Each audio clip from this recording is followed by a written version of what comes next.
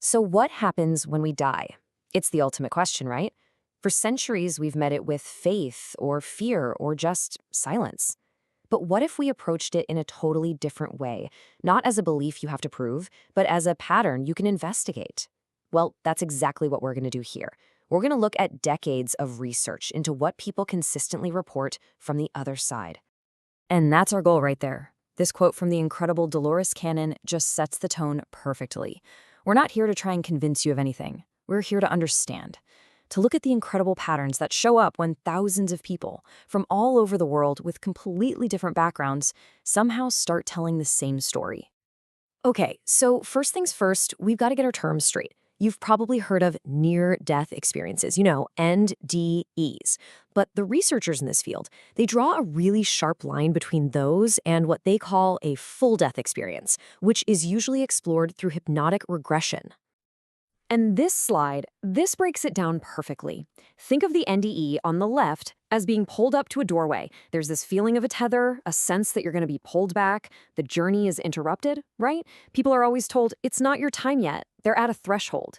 But on the right, the full death experience, that's about actually walking through the doorway. The story keeps going. There's this total sense of release, of arrival. There's no rush to get back. You're there. Here's Dr. Raymond Moody, the guy who basically put NDEs on the map.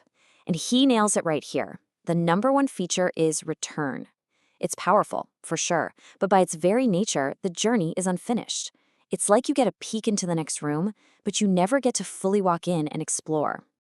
And here we get the flip side. Dr. Michael Newton, who did thousands of these life between lives regressions, said the people he worked with felt the difference was crystal clear.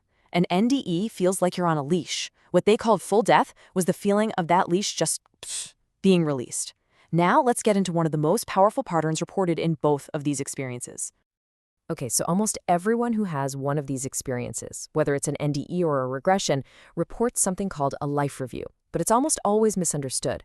Our first instinct is to picture, a cosmic courtroom with a judge and a big chair, but what people actually describe is something way more intimate and way more educational. So this is the question, right? Is this a moment of punishment, of being weighed and measured to see if you are good or bad? Or is something else going on entirely? Well, what's amazing is how consistent the answer is across the board. You see, they describe it as this moment of total self-recognition. You don't just see what you did in your life, you feel it. You feel the joy you caused others, and you feel the pain you caused others, from their perspective. And the point isn't to condemn you. It's for you to understand. It's cause and effect made perfectly clear. And all of this happens, they say, in the presence of what feels like total unconditional love. And this is where it gets really compelling.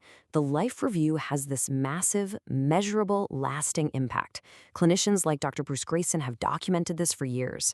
I mean, think about it. A hallucination doesn't usually rewire a person's entire value system for the rest of their life. But people who go through this come back kinder, they're way less interested in material things, and they're so much more focused on how they affect other people. It's like once you truly feel how connected we all are, you just can't live the same way again. All right, let's take a deep breath because this next section, this gets into the really challenging stuff, the most controversial concepts from this research. We're talking about things like soul contracts, pre-life planning, and karma. And the researchers themselves are the first to say that you have to handle these ideas with incredible care. So first, let's talk about karma, but probably not the way you're used to thinking about it. You gotta forget the idea of cosmic punishment or reward. In these sessions, it's described as a neutral system of learning, of balance. A soul might choose to experience the other side of an action, not because they're being punished, but because they want to fully understand it. It's less like a debt you have to pay back and more like a class you've signed up for to complete your education. And this is probably the most important slide in this whole explainer. Every single credible researcher in this field agrees on this one rule. You must never, ever use these ideas to blame someone for their suffering.